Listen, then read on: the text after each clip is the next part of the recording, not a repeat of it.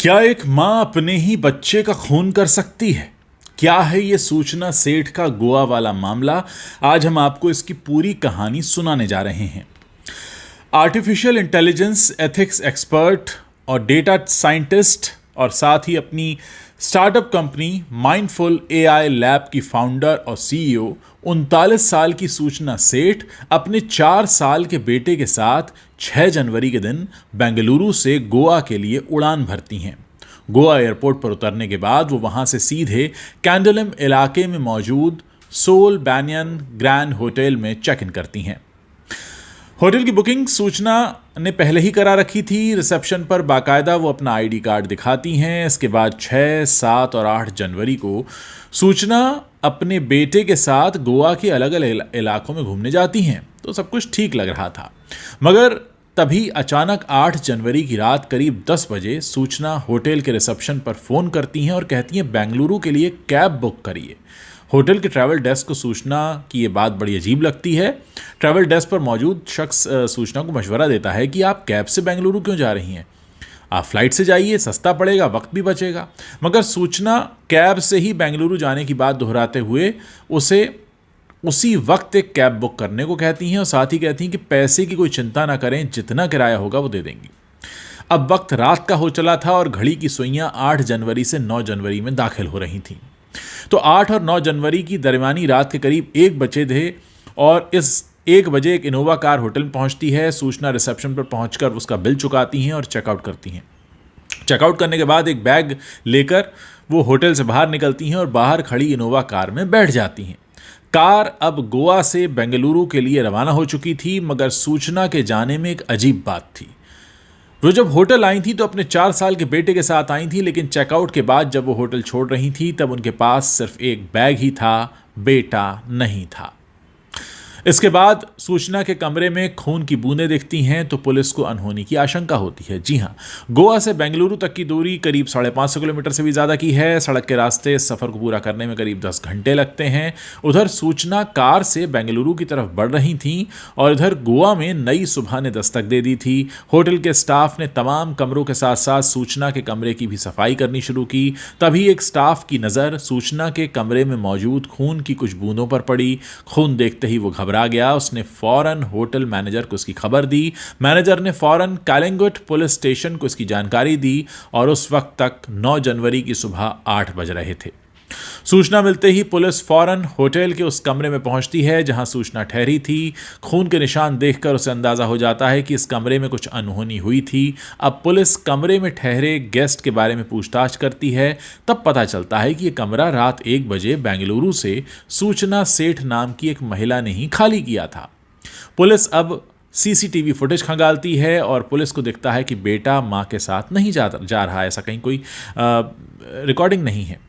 Goa police सूचना के बारे में होटल स्टाफ से जानकारी मांगती है और फिर सीसीटीवी फुटेज खंगाले जाते हैं और कहीं पर भी उस बेटे का कुछ पता नहीं चलता है। मां अकेली दिख रही है कार में वापस जाते हुए, जबकि वो आई थी अपने बेटे के साथ। पुलिस भी इस बात पर हैरानी जताती है कि फ्लाइट की जगह कोई कैब से बेंगलुरु क्यों जाएगा, मगर उससे भी ज़्यादा हैरानी पुलिस को तब होती है जब होटल के स्टाफ और सीसीटीवी कैमरे से ये पता चलता है कि वो बच्चा कहीं दिख ही नहीं रहा है। अब सवाल ये था कि 4 साल का बच्चा आखिर गया तो गया कहाँ। सवाल ये भी था कि कमरे में मौजूद खून के वो निशान किसके हैं। पुलिस ने फौरन अपना दिमाग लगाया और होटल के ट्रैवल डेस्क से उस ट्रैवल एजेंसी का नंबर लिया जिसने सूचना के लिए इनोवा कार भेजी थी। अब कार के ड्राइवर का नंबर लिया गया और गोवा पुलिस ने उस कैब के ड्राइवर को फ़ोन किया जिस कैब में ये मां यानी सूचना सेठ सफ़र कर रही थी। गोवा पुलिस ने कार ड्राइवर को फ़ोन मिलाया। फ़ोन मिलाते ही उसने कहा कि जो कार में बैठी मैडम है उनसे बात कराइए। मैडम यानी सूचना जैसे ही फ़ोन पर आई तो पुलिस ने पूछा कि भाई आपका बेटा कहाँ है, आपके साथ वापस क्यों नहीं जा रहा वो। सूचना ने बड़ा बेखौफ होकर जवाब दिया कि अरे वो तो गोवा में है, हमारे रिश्तेदार के पास, कुछ दिन बाद लौटेगा। उसने बाकायदा गोवा के अपने उस रिश्तेदार का पता भी पुलिस को दे दिया। गोवा पुलिस को लगा कि शायद वो गलत शक कर रही हैं, फिर भी पुलिस ने सूचना के दिए गए पते पर पुलिस की एक टीम को भेज दिया। मगर पूरा इलाका छान मारने के बावजूद पुलिस की टीम को वो पता मिला ही नहीं जो सूचना ने उन्हें दिया था, जहां वो कह रही थी कि उनका बेटा है। यानी सूचना का दिया हुआ पता फर्जी था। अब गोवा पुलिस को लगा कि मामला गड़बड़ है, लिहाजा तुरंत पुलिस ने दोबारा उस कैब ड्राइवर को फ़ोन किया जिसमें सूचना बैठी थी। पुलिस ने ड्राइवर से कहा कि आप नज़दीकी पुलिस थाने में इस कैब को लेकर जाइए। पुलिस ने धीरे से ड्राइवर के कान में कहा कि जैसे ही तुम्हें अपने करीब कोई भी पुलिस स्टेशन दिखाई दे, फौरन गाड़ी को वहीं ले जाना, इसके बाद वापस फ़ोन करना। तब कैब बेंगलुरु से 200 किलोमीटर पहले कर्नाटक के ही चित्रदुर्ग इलाके से गुजर रही थी। इस दौरान ड्राइवर की नज़र चित्रदुर्ग में ही मौजूद एक आई मंगला पुलिस स्टेशन पर पड़ गई। उसने फौरन गाड़ी को पुलिस स्टेशन में घुसा दिया। इससे पहले की सूचना कुछ समझ पाती, ड्राइवर ने गोवा पुलिस की बात आई मंगला पुलिस स्टेशन में मौजूद पुलिसकर्मियों को बताई और फोन मिलाकर गोवा पुलिस से उनकी बात करा दी। गोवा पुलिस ने आई मंगला पुलिस को सारी बात बताते हुए सूचना और उसके सामान की तलाशी लेने की रिक्वेस्ट की। इसके बाद कर्नाटक पुलिस इनोवा कार में रखे उस बड़े बैग की तलाशी लेती है। जब बैग खोला जाता है तो ऊपर रखे कपड़े के नीचे एक बच्चे की लाश मिलती है। सूचना को फौरन हिरासत में ले लिया जाता है और गोवा पुलिस को इसकी खबर दे दी जाती है। इसके बाद गोवा पुलिस की एक टीम आई मंगला पुलिस स्टेशन के लिए रवाना होती है। दोस्तों, वो माँ अपने बच्चे की लाश के साथ सफ़र कर रही थी और इसीलिए वो बाई एयर बेंगलुरु नहीं जाना चाहती थी, क्योंकि वो जानती थी कि अगर आप बाई एयर जाते हैं तो आपके बैग की स्क्रीनिंग होती है, और इसीलिए वो बहुत सा पैसा खर्च करके अपने बच्चे की लाश के साथ जा रही थी। सवाल अभी तक अनसुलझा है कि एक माँ आखिर अपने 4 साल के बच्चे के साथ ऐसा क्यों करेगी। एक ऐसी माँ जो एंटरप्रेन्योर है, जो पढ़ी लिखी है, जो अच्छा पैसा कमाती है, वेल स्टैब्लिश्ड है। क्या बच्चा उसके किसी रिश्ते के लिए रोड़ा बन रहा था?